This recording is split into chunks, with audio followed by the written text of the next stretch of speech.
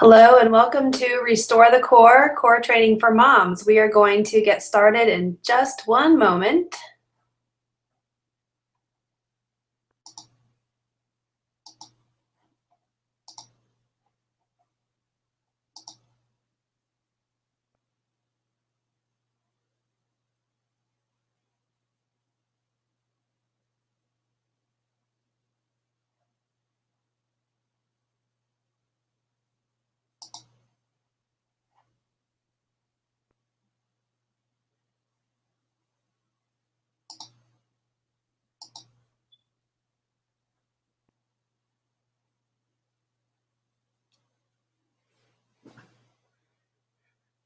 Okay, we are going to get started with this webinar. This is Sarah Lewis. I am going to be your host for the webinar tonight, and I'm really excited to be talking to you about core training for moms.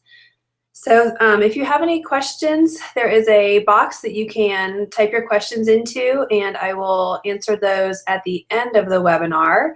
And we will go ahead and get started here. So thanks for being here tonight with me.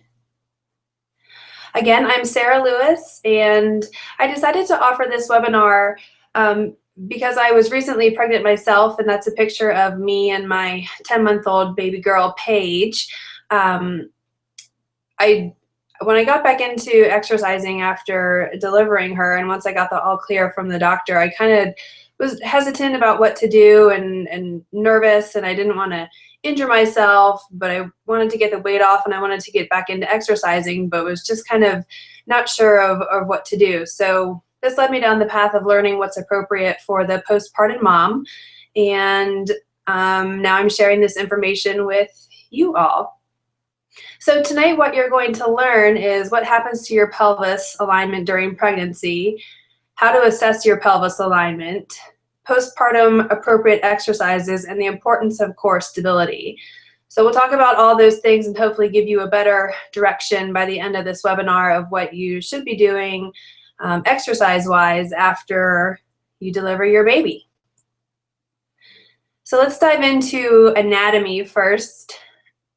So your pelvis position can change during pregnancy. It can also change even if you're not pregnant, if you've never been pregnant. Your pelvis can change positions. It can rotate forward or it can rotate backwards. It has a tendency to rotate forward while you're pregnant because the extra weight that is in your belly, of course, is pushing your pelvis forward. So that's called an anterior pelvic tilt, which just means the top of your pelvis, like if you think about those pelvis bones that you can feel low in your abdomen, if they shift forward, that's going anteriorly. So your pelvis tilts forward. When that happens, your center of gravity shifts forward over the balls of your feet. So for me, for example, I started getting plantar fasciitis after I delivered my baby because my weight, my pelvis had shifted forward, my center of gravity had shifted forward, and that is one of the causes of plantar fasciitis actually, is because your weight is no longer centered correctly over your feet. It's more over the ball of your feet rather than over your arches and heels. So when your pelvis tips forward, your center of gravity shifts as well. In addition to all that, your rectus abdominis, which is your six-pack muscle, that lengthens. So it gets stretched and weak. As we all know, any of us moms have been there. We know how weak your abs get during and after pregnancy. In addition to that, your hip flexors shorten, which means they get tight. So those are the muscles that get pulled down and they get that extra tension on them when your pelvis tips forward. So your hip flexor muscles, there's quite a few of those, they get short and tight. Your low back, the curvature that's naturally there increases, which puts extra compression on your vertebrae. So if you get low back pain, it could be because there's just extra compression back there. Again, this can be during pregnancy, and these issues can linger long after delivery as well. So another common issue that happens when your pelvis tilts forward is that your gluteal muscles lengthen. They get stretched, they get weak, and of course need to be re-strengthened after pregnancy. And your pelvic floor muscles get weak as well, and those are the muscles that hold in your organs, like your uterus. There's lots of little muscles that are working to hold everything in place down there in your pelvis. So all of these things can happen just specifically to your pelvis, which will again affect your hips. It will affect your low back. It can cause plantar fasciitis. So just this change in the center of gravity can really affect what's going on throughout your entire body. And if we don't start working on it after pregnancy, then a lot of these issues can linger. So what I want you guys to do is to just check your pelvis position now if you can. All you need to do is stand with your back against a wall. You want to look for 3 connection points. So if you're heading towards a wall, all you need is just a flat surface to stand against. Your 3 connection points are your head, the back of your head, your shoulder blades, and your tailbone. So you should feel all 3 of those connection points touching the wall, and your heels don't have to be touching the wall. They can be about an inch in front of the wall. Okay, so head, shoulder blades, tailbone touching the wall. Now just slide your one hand, doesn't matter which one hand behind your back. So in that natural low curve of your lower back, just slide your hand back there and just see how much of your hand you can get behind your back. So you may be able to slide your hand in up to your knuckles, and that's where your hand is stopped naturally. Or you may be able to slide your entire hand in, or you may be able to get your hand even all the way more through, like through your wrists, like you just have a lot of space back there. So I just want you to take note of where your hand naturally can slide to and stop.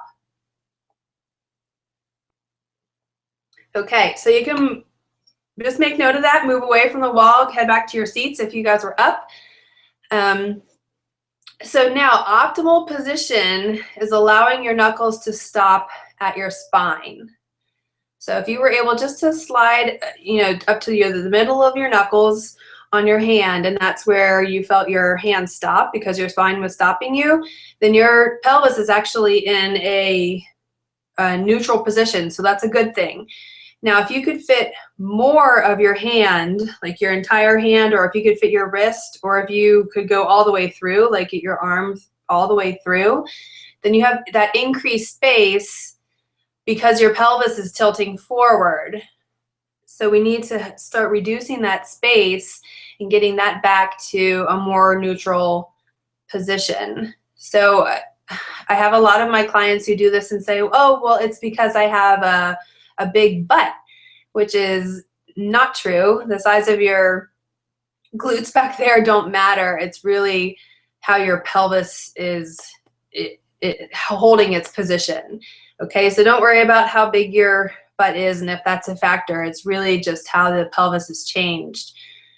So we will talk about what you can do to help reverse that condition in a moment here. So another thing that happens during pregnancy is a condition called Diastasis Recti. So what this is a separation or widening of the rectus abdominis connective tissue, which is your six-pack muscle. If you look at those pictures there, on the left is a picture of what your rectus abdominis muscle, which is your six-pack muscle that everybody wants to be able to see. It's the most superficial muscle, so the one that's the closest to your skin. That on the left is the picture of what it should look like.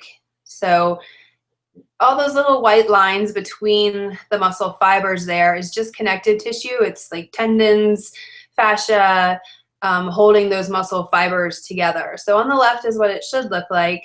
On the right is if you have a separation. So you can see how much of that connective tissue gets stretched out. And this condition, again, is called diastasis recti, when your connective tissue gets overstretched. So my question is did your doctor check for it, or have you checked for it? I know in my experience, I didn't even know of this condition until I was pregnant. And it was, I don't know, about my second trimester that I started learning, number one, what it was, and two, how to check for it. My doctor never checked for it or never said anything about it, so I didn't really know if it was serious or not. And it's not too serious. It's not, you know, life or death, and it's not going to cause pain usually, but it is something we need to re-strengthen after delivering the baby. So that's what diastasis recti is. So now I'm going to have you check for that if you haven't, or if your doctor hasn't checked for it. So just to note, that this is fairly common, 66% of women in their third trimester have diastasis recti, and 53% of women immediately postpartum have diastasis recti. So that's a lot of moms out there that are you know, suffering from this and may or may not know it. So if you haven't checked yourself, then again, just pop out of your chair for a moment, and you're going to lie down on your back, and I'll just walk you through these steps. So you're going to lie on your back with your knees bent and your feet are flat on the floor. So you're just reclining comfortably. Okay, now you're going to choose one hand, and you're going to take your 3 middle fingers, and you're going to press them down into your belly, just above the belly button. So right above your belly button, you know, towards your head, you're just going to take your 3 middle fingers and just press down, and you just want to start to feel feel the tension there in that connected tissue. Okay, so we're just kind of at first just noticing what the tension is like. Okay, so now take those same fingers, you're going to press them down gently, that you're not trying to, you know, reach into your into your abdomen there, but press down gently. And now I want you to tuck your chin towards your chest and slowly lift your head up off the floor. But it's not, we're not doing a crunch. Okay, so then relax your head back down. So again, this is not to do a crunch. This is just half of a head lift off the floor. So your head lifts off the floor, your chin tucks just a little bit, and you just feel what happens in the tension there as you're pressing the fingers down as you lift your head, and then relax it back down.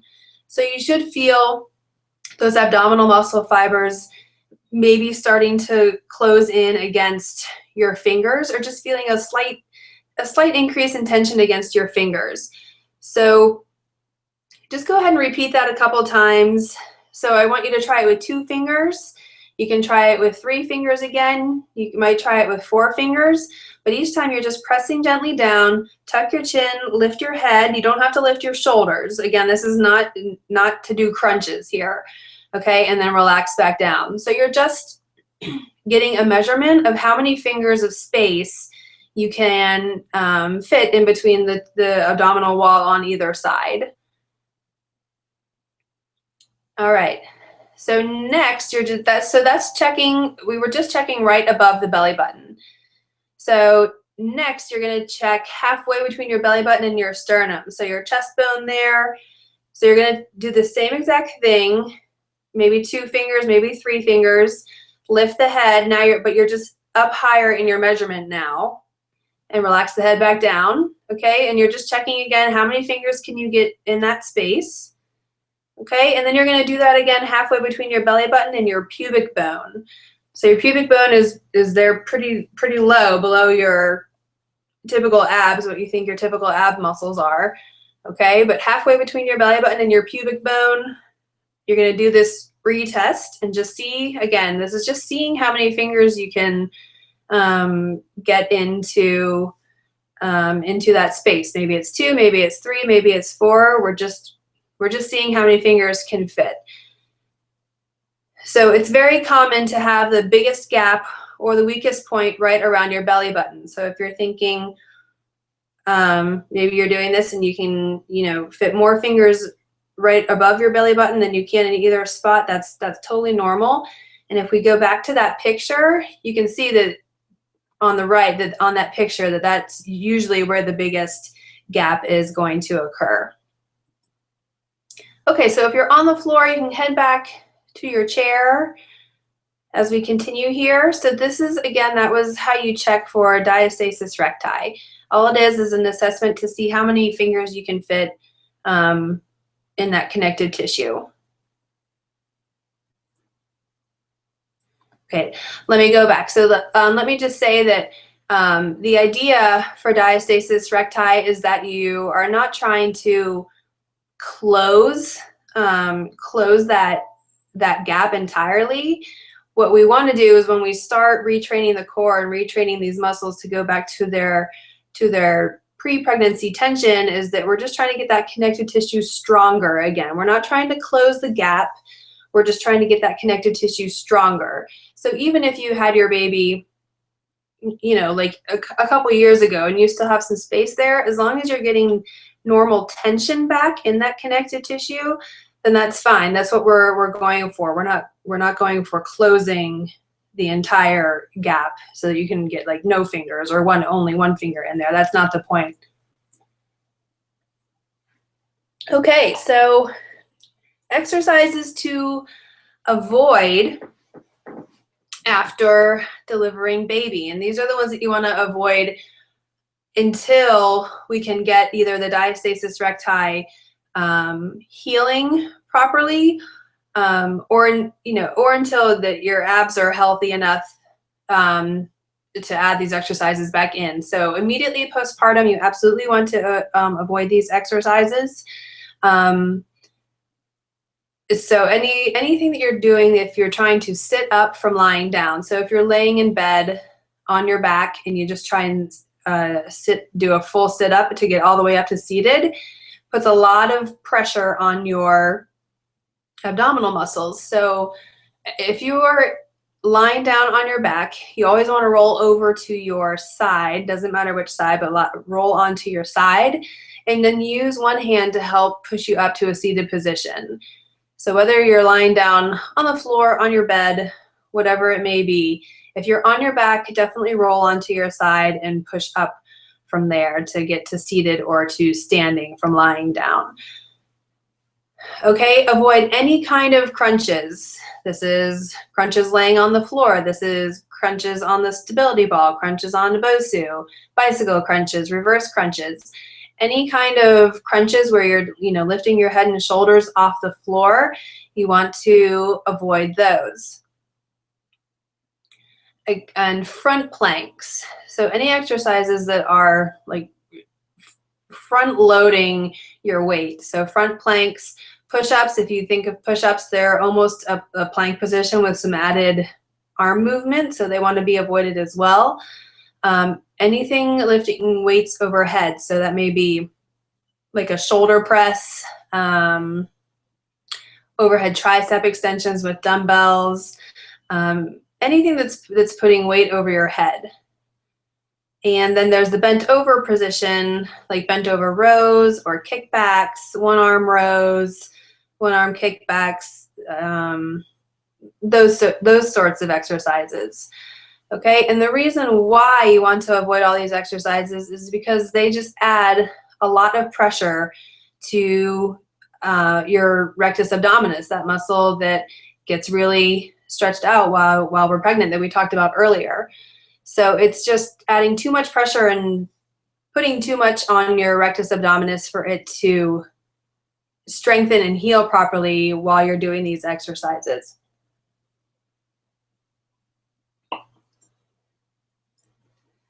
All right, so you may think that it sounds limited in what you can do, but here are exercises that you can do as soon as you are cleared by your doctor to start exercising again. So you may have to do lighter weight than what you're used to, and that's totally fine.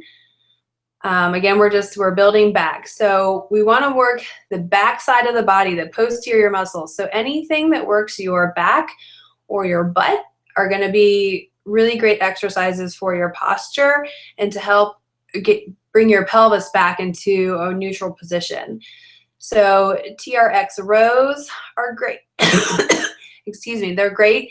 Seated rows, glute bridges, stability ball, hamstring curls.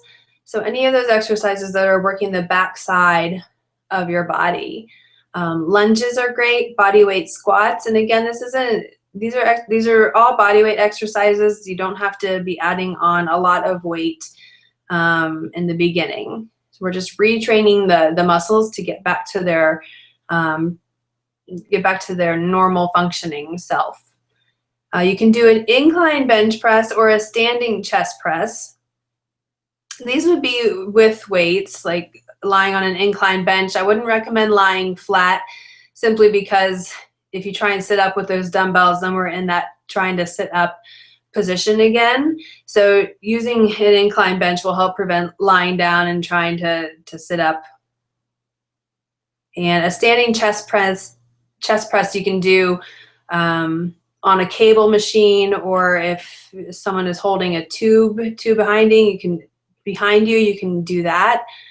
And another great thing to do, which will just relieve some stress as well as help your muscles restore their natural tone, is you can do self-myofascial release. So you want to use a tennis ball on your chest muscles, right above the breast, your lats, which are on your back, your upper back muscles, your calves, your feet, and you can sit on a tennis ball as well. So basically if you've never used a tennis ball on your muscles before, it's like a poor man's massage. So you just roll a tennis ball around on those muscles. You don't usually want to go over a joint. You want to stay on the muscle belly itself. But if you do it on your upper back, you go up and around your shoulder blades. You can go in between your shoulder blade and your spine, not on the spine itself, but it feels really good. So you're holding the tennis ball in between the wall and your back and just kind of rolling it around, bending your knees to kind of move that ball around. You can sit on the floor and roll it on your calves. You can roll it on your feet. You can sit on the tennis ball. And what this does is it finds those little tender spots and kinks that are in your muscles. And then they may be tender at first if you've never done this before or you don't regularly get massages. But as a new mom who regularly gets massages, who has time for that? So this will help work those kinks out and get those muscles back to their normal tone. So if you don't have time or money to spend in the gym, all you need is just a tennis ball at home and just a couple minutes on each area, and it will help blood circulation and get those muscles feeling good again and release some stress as well. Okay, so training the core. We talked about how you want to avoid doing crunches and planks, so you're probably wondering what's left to do. Well, of course, you still want to continue your Kegel exercises. Those are still important post-pregnancy to do, especially if you weren't doing them during pregnancy.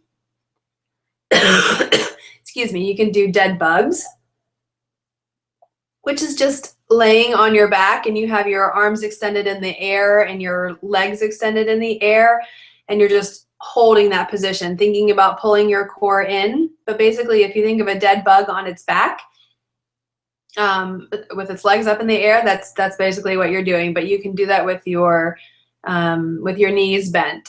You can do side planks because they're not so much front loading the body and putting that pressure on your abdominals. And you can do the Pelvis presses as well, which you either need a partner to anchor a tube for you, or you can do that on a cable machine as well, which Pelvis press is really great for training your core, as well as the stability of it, as well as the lateral line of your body, so the side of your body. What you're trying to do with the Pelvis press is to resist being pulled into the machine. So with all these exercises, they're about stability and getting the core to hold tight again, as opposed to trying to just, get the almighty six-pack again. So another exercise you can do, which I didn't put here on the list, are farmer's carries or carries, which is, if you think about if you were walking from the grocery store or from your car with groceries into the house and you were holding groceries down at your side in your hand, but you have some heavy bags in one side. Well, your body is trying to prevent you from, you know, leaning to one side, which is actually a great core exercise. So you can do, you know, an offset carry with grocery bags or a dumbbell if you're in the gym or at home with weights. You just want to make it heavy enough that you're trying to resist being pulled to that side where the weight is. It doesn't have to be super heavy, of course, but you can do a two-handed carry, one dumbbell or grocery bags in each hand, or you can just do one side only, and that's a great core stability exercise as well. All right, so I'm going to take a moment just to check if there are any questions. Just give me a moment here.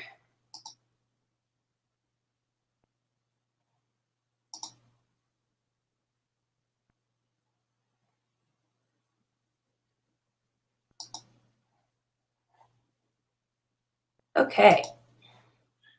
I don't see any questions at the moment, so for now, I'm just going to invite you to Fit Mama training, which the next 4-week session of this training starts January 13th, so that's just in a couple weeks.